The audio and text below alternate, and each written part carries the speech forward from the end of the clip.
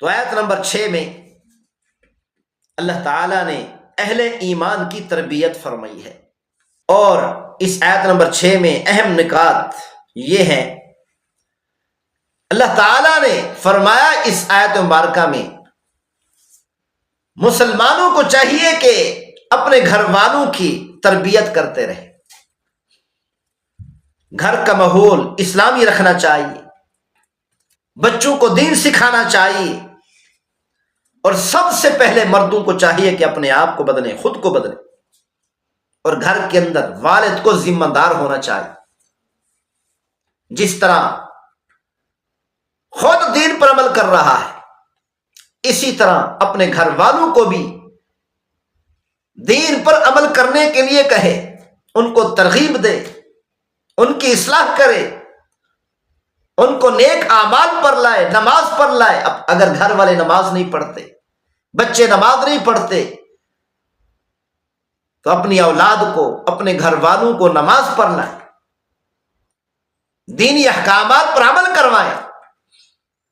جس طرح خود کو جہنم سے بچانا ضروری ہے، اسی طرح گھر والوں کو بھی، اپنی اولاد کو بھی ایسی تربیت دے کہ وہ بھی جہنم کی آگ سے بچ جائے۔ اسی لیے اللہ نے فرمایا یا ایھا الذین آمنوا قوا انفسکم واہلیکم نارا، اے ایمان والو اپنے آپ کو بھی اور اپنے گھر والوں کو بھی جہنم کی آگ سے بچاؤ۔ بچوں کو ایسی تربیت دیں، قرآن مجید کی تعلیم دیں، دینی تعلیم دیں، دینی احکامات سکھائیں۔ آج کل لوگ کہتے ہیں اولاد کو سکول پڑھائیں، چھوٹے بچوں کو سکول میں بھیجیں، ابتدا سے ہی ABC سکھائے۔ عصری تعلیم دلوانا کوئی شریعت کے خلاف نہیں ہے، لیکن یہ پہلے مسلمان ہیں، ایمان والے ہیں، پہلے ان کو ایمان سکھانا چاہیے، اسلامی تعلیمات دینی چاہیے، کیونکہ عصری تعلیم دینا اتنی ضروری نہیں جتنا اسلامی تعلیم دینا ضروری ہے۔ پہلے یہ مسلمان ہیں، پہلے ان کو قرآن سکھاؤ، کلمہ سکھاؤ، دینی احکامات سکھاؤ، نماز کا طریقہ سکھاؤ، پہلے یہ مسلمان ہیں۔ اسی لیے ان کی تربیت کا خیال رکھنا چاہیے۔ اللہ تعالیٰ نے سورۃ التحریم کی آیت نمبر 7، 8 اور 9 میں منافقین اور کفار کو اللہ تعالیٰ نے تنبیہ فرمائی ہے۔ ان آیات مبارکہ میں اہم نکات یہ ہیں، نفاق کی علامات کو اللہ تعالیٰ نے بیان فرمایا، اور اسی طرح اللہ تعالیٰ نے اپنے عذاب کو بیان فرمایا۔ اس کے ساتھ ساتھ اللہ تعالیٰ نے اس بات کو بیان فرمایا کہ ایمان کے ساتھ عمل کی بھی ضرورت ہوتی ہے، صرف ایمان کافی نہیں ہو جاتا۔ اور اسی طرح ان آیات مبارکہ میں اللہ تعالیٰ نے جہاد کا حکم فرمایا۔ اللہ تعالیٰ نے ارشاد فرمایا یا ایھا الذین کفروا لا تعتذروا اليوم، سورۃ التحریم کی آیت نمبر 7۔ یا ایھا الذین کفروا لا تعتذروا اليوم، اللہ تعالیٰ قیامت والے دن کافروں کو فرمائیں گے اے کافروں، آج کے دن بہانے نہ بناؤ، میرے سامنے بہانے پیش نہ کرو، عذر معذرت نہ کرو، انما تجزون ما کنتم تعملون، تمہیں جو سزا دی جا رہی ہے ان اعمال کی دی جا رہی ہے جو تم دنیا کے اندر کیا کرتے تھے۔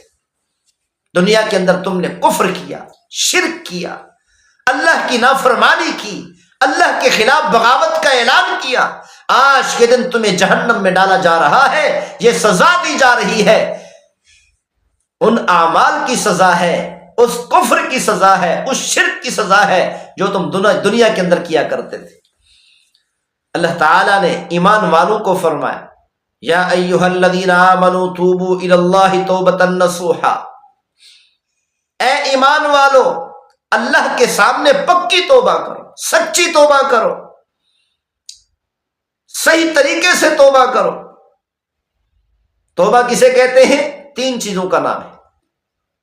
نمبر 1، جو گناہ ہوئے ہیں اس پر ندامت کریں، شرمندگی کا اظہار کریں، یا اللہ جو میں نے گناہ کیا اس پر میں شرمندہ ہوں۔ اور جو گناہ کر رہا ہے اس کو فوری طور پر چھوڑ دے، دوسری چیز۔ اور تیسری چیز یہ ہے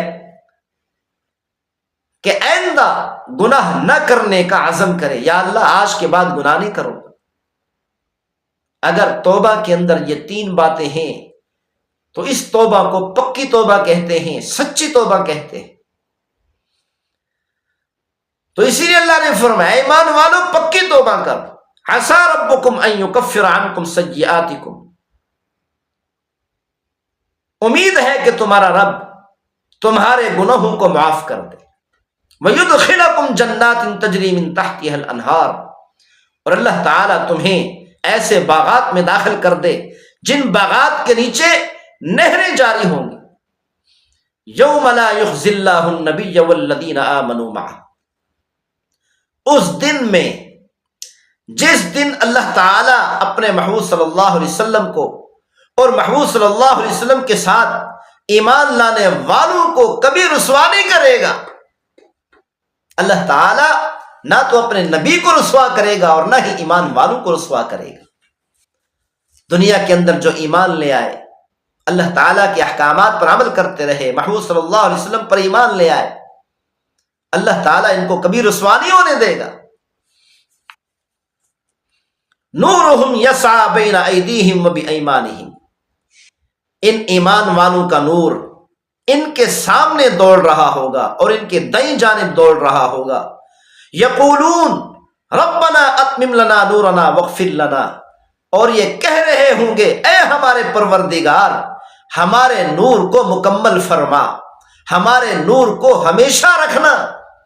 خاص طور پر پل صراط پر جب پل صراط سے گزر رہے ہوں گے اور کہہ رہے ہوں گے اے ہمارے پروردگار ہمارے نور کو مکمل فرمانا، ہمارے لیے ہمیشہ کے لیے رکھنا، یہ نہ ہو کہ اس پل صراط کے سفر میں درمیان میں رک جائیں، درمیان میں کھڑے ہو جائیں کہ کہیں جہنم میں نہ گر جائیں۔ اے ہمارے پروردگار ہمارے نور کو مکمل فرمانا اور ہمیں بخش دینا، انک علی کل شیء قدیر، یقیناً آپ ہر چیز پر قادر ہیں۔ اور اللہ تعالیٰ نے اپنے محبوب صلی اللہ علیہ وسلم کو خطاب کرتے ہوئے فرمایا یا ایھا النبی جاہد الکفار والمنافقین واغلظ علیہم، اے میرے محبوب صلی اللہ علیہ وسلم آپ کافروں سے اور منافقین سے جہاد کریں اور ان پر سختی کریں۔ کافروں اور منافقین پر کبھی نرمی نہ کرنا، ان سے سختی سے پیش آئیں۔ ومأواہم جہنم، اور ان کافروں اور منافقین کا ٹھکانہ جہنم ہے، وبئس المصیر، اور یہ برا ٹھکانہ ہے۔ تو اللہ تعالیٰ نے یہ بتا دیا اپنے محبوب صلی اللہ علیہ وسلم کو کہ جہاد کرتے رہیں، جہاد سے ہی مسلمانوں کو، ایمان والوں کو عزت ملے گی۔ آج کل علماء کرام اس جہاد کرنے کو وقار کے خلاف سمجھتے، اپنے وقار کے خلاف سمجھتے۔ کیا ہمارا وقار محبوب صلی اللہ علیہ وسلم کے وقار سے زیادہ ہے؟ کیا ہماری عزت محبوب صلی اللہ علیہ وسلم سے زیادہ ہے؟ محبوب صلی اللہ علیہ وسلم نے ساری زندگی جہاد فرمایا، صحابہ اکرام نے ساری زندگی جہاد فرمایا، تو پیغمبر صلی اللہ علیہ وسلم نے یہ بتا دیا ایمان والوں کو اگر ایمان والوں کو عزت ملے گی تو تلواروں کے سائے میں ملے گی۔ یہ جو ہم مدارس میں بیٹھے ہیں، پڑھ رہے ہیں، پڑھا رہے ہیں، یہ مستحب عمل ہے۔ مستحب عمل کے پیچھے ہم، مستحب عمل کے لیے ہم گھٹنے ٹیک کر بیٹھے ہیں۔ سرے کی اجازت گولے منہ ساٹتے بیٹھے، مستحب عمل کے لیے۔ اس سے بڑا عمل، اس سے بڑا حکم جہاد ہے جس کو ہم نے چھوڑ دیا ہے، حالانکہ جہاد فرض ہے۔ فرض جہاد کو چھوڑ دیا اور مستحب عمل کے پیچھے پڑے ہوئے مستحب عمل کر رہے ہیں۔ علماء کرام کو چاہیے کہ جہاد کی بھی کوشش کریں، قتال کی بھی کوشش کریں، جیسے اللہ تعالیٰ نے اپنے محبوب صلی اللہ علیہ وسلم کو فرمایا اے نبی صلی اللہ علیہ وسلم ان کافرین و منافقین پر سختی کرے، ان سے، ان کے خلاف جہاد کرے، قتال کرے۔ کیونکہ خاص طور پر آخری امت کی عزت اللہ نے جہاد اور قتال میں رکھی ہے اور کسی چیز میں نہیں رکھی. یہی وجہ ہے آج کل یہودی اور کافر تبلیغی جماعت سے، تبلیغ جماعت والوں سے نہیں ڈرتے، مدارس والوں سے نہیں ڈرتے.